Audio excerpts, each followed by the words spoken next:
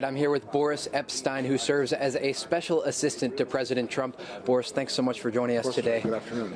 I'd like to start by talking about this major joint press conference that occurred earlier today between President Trump and Israeli Prime Minister Netanyahu. How do you feel it went? What do you think came out of the meetings that followed? And ultimately, what does the U.S.-Israel relationship look like as of now? Well, the U.S.-Israel relationship is closer than ever, and that's what President Trump and Prime Minister Netanyahu spoke to during that press conference. The meetings were productive, and both states are focused on having no airspace between the two countries and being very close and working together for peace, security, and prosperity.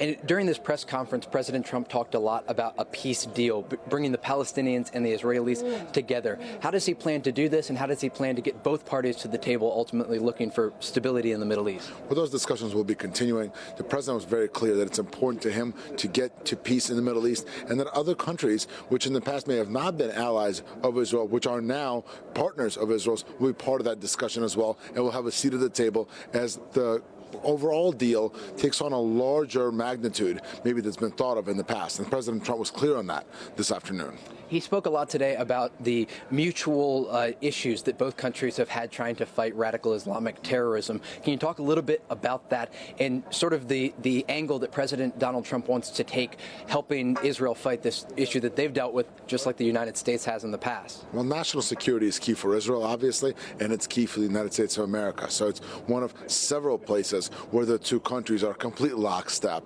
And the two leaders, President Trump, Prime Minister Netanyahu, are going to be working together very closely and very specifically and diligently to make sure that Israelis are safe in Israel, Americans are safe in America, and around the world. President Trump mentioned today about the Iranian nuclear deal that occurred under the Obama administration. Obviously, a lot of criticism from Israel when it happened because they didn't want to give any money or assets that were previously frozen back to the Iranians that could ultimately be used to threaten Israel. What steps do you feel President Trump will take moving forward to ensure the security of Israel and also make sure that the Iranians don't fall into the hands of these nuclear weapons? Well, President Trump, again, has been consistent throughout the campaign, transition, and since becoming president that he's very negative on that deal, that a deal was a huge mistake, that the United States and the world received nothing in return, and really setting up for a situation where Iran does have nuclear weapons, and then you have to think about what other countries in the Middle East may do because they feel so threatened. The Prime Minister Netanyahu was also very critical, obviously, and determined that an existential threat to Israel will not exist. So the U.S. and Israel, again, will make sure that Iran is not a threat in terms of having nuclear weapons, and Iran and the United States and Israel work toward a solution to the Iranian problem that's better than what the Obama administration put in place, because that was truly a mistake. I want to switch topics here a little bit, talking about leaks coming out of the White House. This is something that Press Secretary Sean Spicer said yesterday the president is concerned about. Moving forward, what does President Donald Trump intend to do to identify where these leaks are coming from and then ultimately make sure that information within the White House is secure?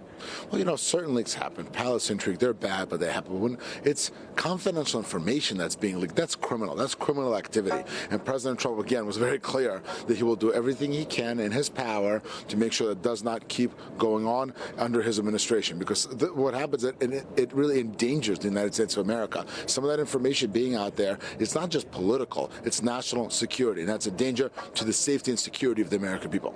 Thank you very much, Boris.